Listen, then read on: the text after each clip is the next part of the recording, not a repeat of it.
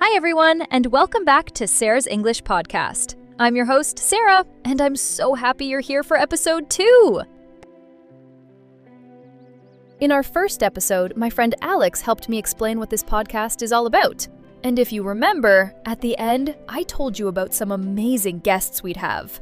Well, today is that day. I'm so excited to introduce our very first official guest. She's a travel blogger, an adventurer, and she has incredible stories from her trips around the world. Please welcome Maria. Hi, Sarah. Hi, everyone. Oh my gosh, I'm so happy to be here. I've been listening to your first episode and I loved it. Thank you for being here, Maria. So, tell us a little about yourself.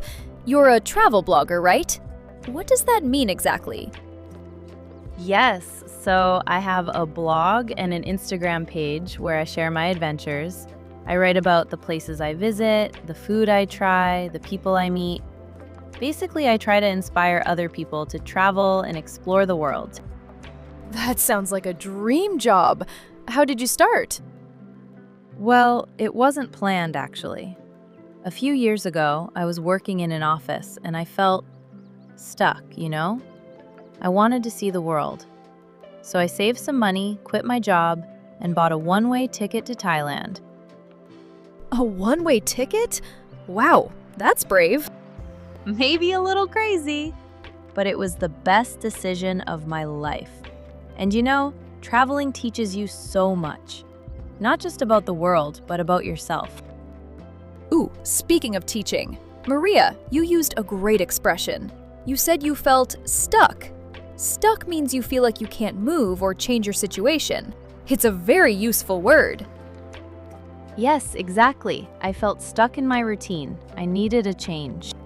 So after Thailand, where did you go? Oh, so many places. From Thailand, I went to Vietnam, then Cambodia, then then I spent 3 months in New Zealand. New Zealand! That's one of the places I mentioned in the first episode. What was it like? Magical. Absolutely magical. The landscapes are incredible. Mountains, lakes, beaches, and the people are so friendly. I actually worked there for a while on a farm, picking fruits.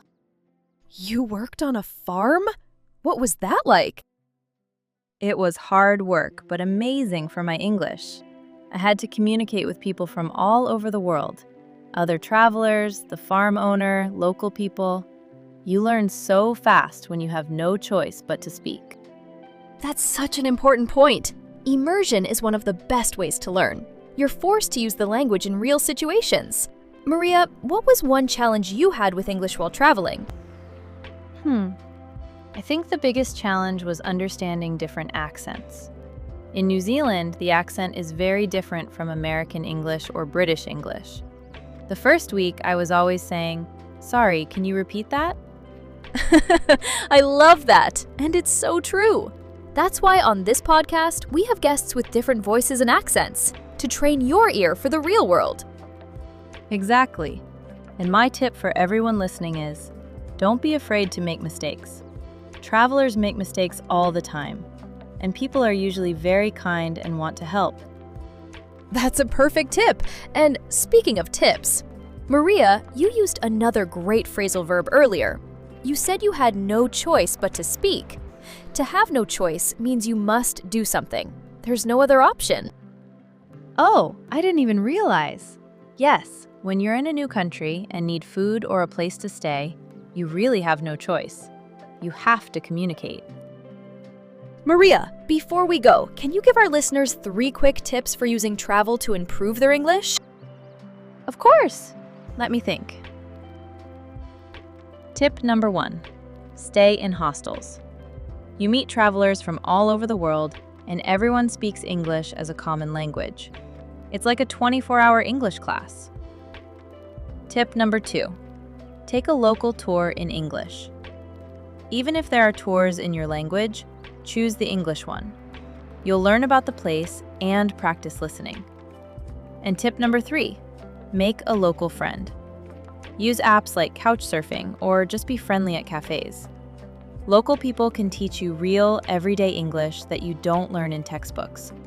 Those are amazing tips! Thank you, Maria. I'm definitely using tip number 2 next time I travel. Maria, thank you so much for being here today. Where can everyone find your blog and Instagram? Thank you for having me, Sarah. You can find me on Instagram at @MariaTravels. That's MariaTravels. And my blog is mariatravels.com. I'd love to see you there. We'll put all the links in the description below. And for everyone watching, next week we have an amazing guest.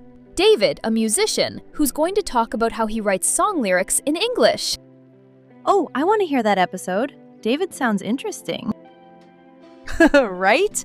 And remember, if you enjoyed this conversation, please hit that like button and subscribe to the channel. It really helps more people find us. And in the comments, tell us, have you ever traveled to practice your English? Where did you go? And remember what Alex said in episode 1. Don't give up. Travel, explore, and keep learning. Perfect ending! Thanks again, Maria. See you all next week on Sarah's English Podcast.